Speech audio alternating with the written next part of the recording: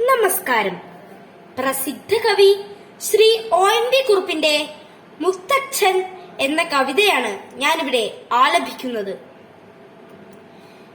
എവിടേക്കു പോകുവാൻ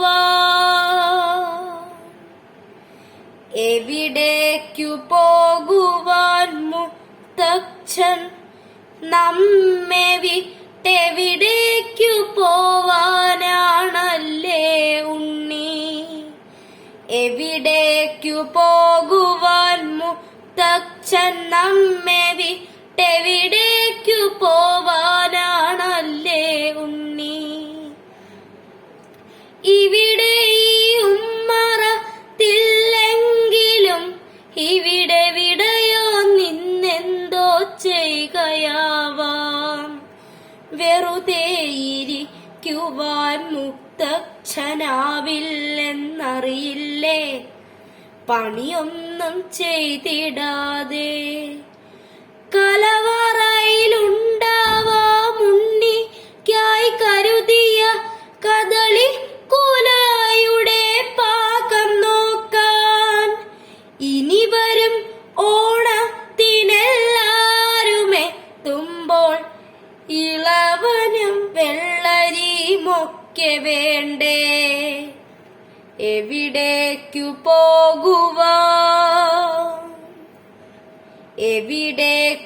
പോകുവാൻ മുത്തച്ഛൻ നമ്മെ വിട്ടെവിടേക്കു പോവാനാണല്ലേ ഉണ്ണി? തൊടിയിലെങ്ങാനും പോയി നിൽക്കയാവാം വീണ പടവലത്തിൻ പന്തൽ നേരെയാക്കാൻ. കലികൊണ്ട കാറ്റ് തൊടിഞ്ഞു വീഴാറായ കദളി തൈവാഴയ്ക്കൊരുന്നു നൽകാൻ. ചെറുനെല്ലിൻ കുറുമണി കതിർ കൊയ്യാറായോ എന്നറിയുവാൻ പാടത്തുപോയതാവാം. പറയാറില്ലേ എന്നും മുത്തച്ഛൻ എല്ലാവർക്കും ചെറുനെല്ലരി ചോറാണേറെ ഇഷ്ടം. എവിടേക്കു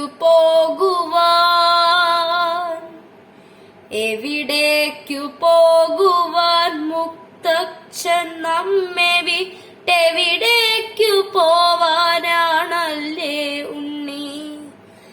അവിടെ കിഴക്കേ തൊടിയിൽ തൊഴുത്തിന്റെ അരികിലെങ്ങാനും പോയി നിൽക്കയാവാം. നിറവയറായി നിൽക്കും നമ്മുടെ പൂവാലിക്കൊരു പിടി വൈക്കോൽ തൻ കയ്യാൽ നൽകാൻ. പകലന്തിയാം വരെ തൊടിയിലും പാടത്തും പണി ചെയ്യുവോരൊത്തു നിൽക്കയാവാം. ഒടുവിലെ കിളിവാലൻ മാങ്ങയുമുണ്ണിക്കായി തിരയുവാൻ മാഞ്ചോട്ടിൽ തന്നെയാവാം. എവിടേക്കു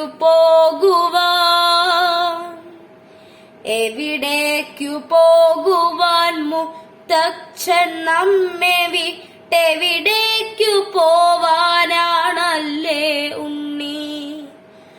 മഴ പെയ്തു പുഴകുത്തിയൊഴുകുന്നതു കാണാൻ പുഴയോരത്തെങ്ങോ പോയി നിൽക്കയാവാം.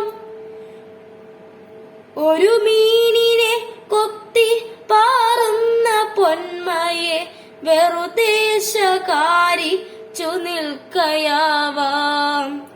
ഒരു കൊച്ചരി പ്രാവി മുറ്റത്തു വന്നാലോ അരിമണി വിതറുന്ന മേളമല്ലേ?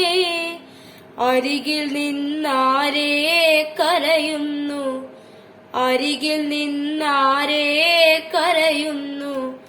മുത്തച്ഛൻ അറിയേണ്ട, വെറുതെ കരഞ്ഞു പോയാൽ ഒരു നാളും ഉണ്ണിയെ കരയിച്ചു മുത്തച്ഛനൊരിടത്തും പോകുവാനാവില്ലല്ലോ.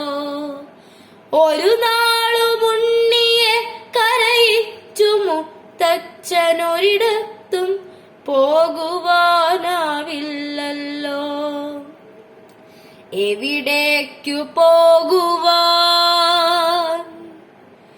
എവിടേക്കു പോകുവാൻ മുത്തച്ഛൻ നമ്മെ വിട്ടെവിടേക്കു പോവാനാണല്ലേ ഉണ്ണി, എവിടേക്കു പോവാനാണല്ലേ ഉണ്ണി, എവിടേക്കു പോവാനാണല്ലേ ഉണ്ണി, എവിടേക്കു പോവാനാണല്ലേ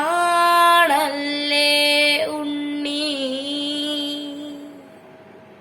നന്ദി, നമസ്കാരം.